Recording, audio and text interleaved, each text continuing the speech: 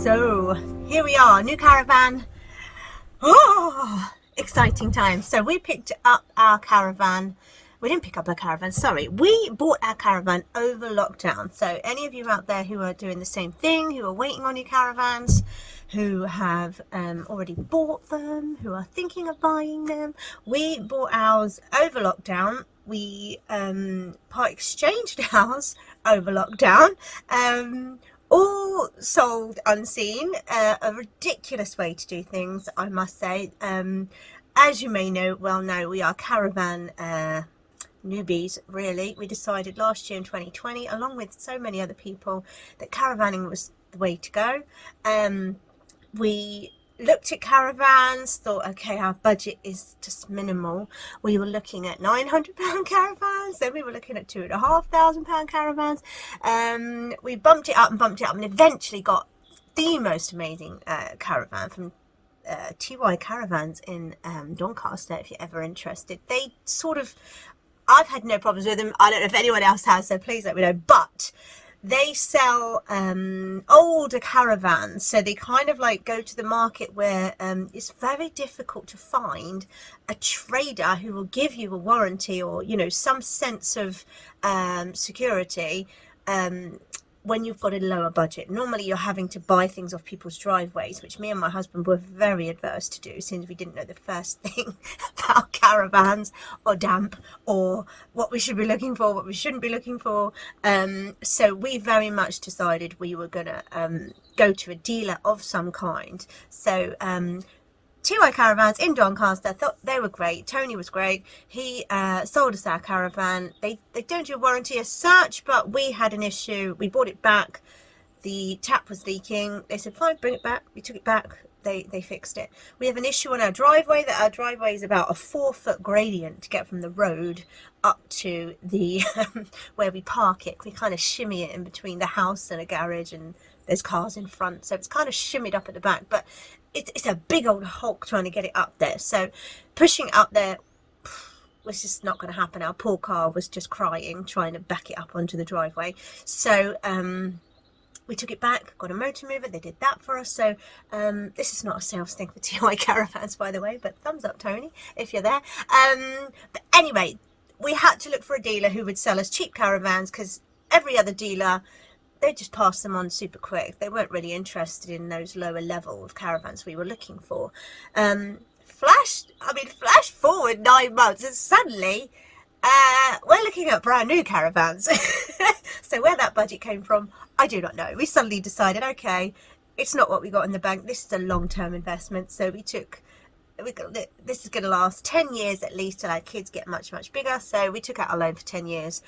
I got a brand spanking new one. Oh, here she is, looking fabulous. I gave you a little quick whistle top tour when I was very excited last week. We got this caravan on the 11th of March, so slap bang in the middle of sort of lockdown, really. They were allowed to trade remotely, so at that point, so we told them about our caravan.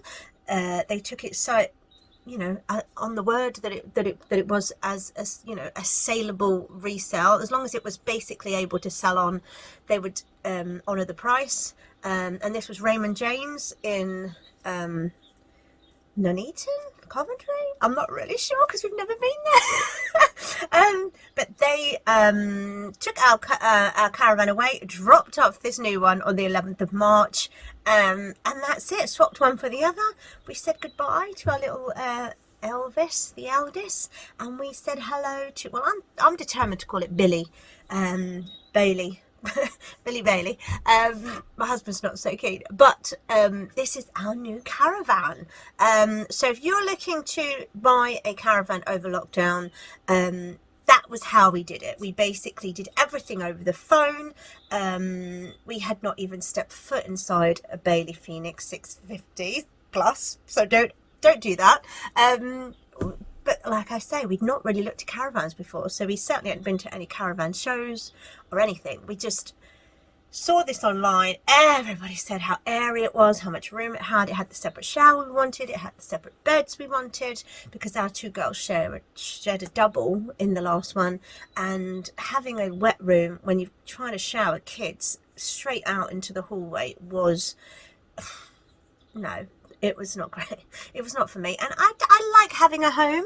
I don't necessarily like going to the blocks. I feel like if I'm going to, you know, rough it, go camping, maybe. But this is my home. It's my home on wheels. So everything happens in my caravan, to be honest. We can have another video of my husband who completely disagrees with that. And we'll see now. Now we've got the new caravan with the separate shower, but he does everything in the shower block, so we'll see if that changes in this one. But I'm really not being very helpful to you if you want to look for a new caravan, so I apologise. I keep going off on tangents, but we got ours in the middle of lockdown. It was all done over the phone. The finance was done over the phone. The part exchange was done over the phone. We were lucky enough to get a video before they arrived. We were lucky enough to sort of get a little talk through about what to do, but you know, everything is distant now. So we bought a brand new caravan, but we have not had the lovely spoiled salesman showing us around, the cups of coffee, trying to make us feel special because we've just spent a fortune on a new caravan. We missed all that. But we did basically just sit at home, wait for the caravan to arrive.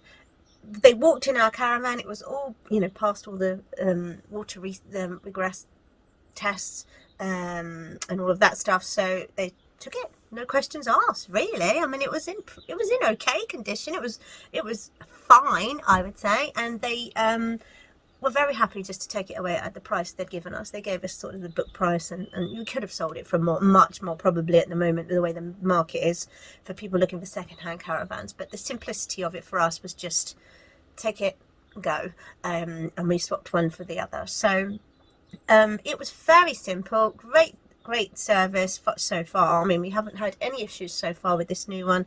I know when you get new caravans, I think we read something in a magazine, one of the caravanning magazines, of the percentage of people that send their caravans back when they're brand new, which was terrifying, really. But when you buy an old caravan, if you're not in a position to buy a new caravan, which, you know, we didn't think we were anyway, don't worry, honestly, because actually the caravans that are much older have been through the processes of the little quirky things that go wrong. I mean, they don't seem to be like cars, because they're hand built. They don't seem to be like cars. You know, you don't just buy a car and if you're unlucky it breaks down, but pretty much if you go for a new one you're going to be okay. New caravans have little quirks and things that aren't quite finished or done the way they were supposed to be, or missed, or, you know, little bits and bobs, which I didn't quite realise till I read this report that said how many caravans get sent back to dealers once they're bought. And I thought, wow, if you're buying a new one, I'm sure that should have been done already, no? But older caravans, you've been through that process. It's already been taken back and been fixed. We, so far, I mean, ours is only on our driveway. We obviously can't take it away because we're still in lockdown, so we won't be taking it away till May.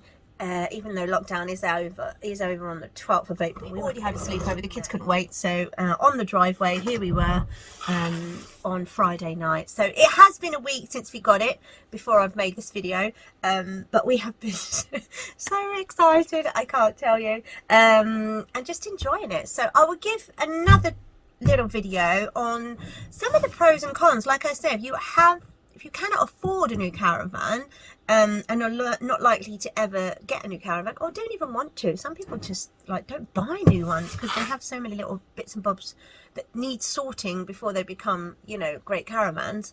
If you are interested in knowing the pros and cons, actually there are. I mean, this is an entry-level caravan, believe it or not. I would not call it an entry-level caravan. It is just beautiful, but there are lots of bits and bobs that you would get in a higher-priced caravan. But as a caravan itself, it's gorgeous. I won't change much about it. But there are a few technical pros and cons where we kind of think, oh my gosh, you know, our 2004 Eldest wasn't, you know, it had that was much better. It was much better way that worked, or this worked, or whatever. So each caravan has its own sort of character and soul, if you like, and that's why I love caravan, or I've come to love caravans. They are very different in the little quirky little ways that each of them have, and I'll do little pros and cons, because even just after one evening in the caravan, wouldn't change it, love it, it's gorgeous, but there are just a few little things where I was like, oh, that's not the same as our eldest. Our eldest did that better, even at 16 years old, God bless it.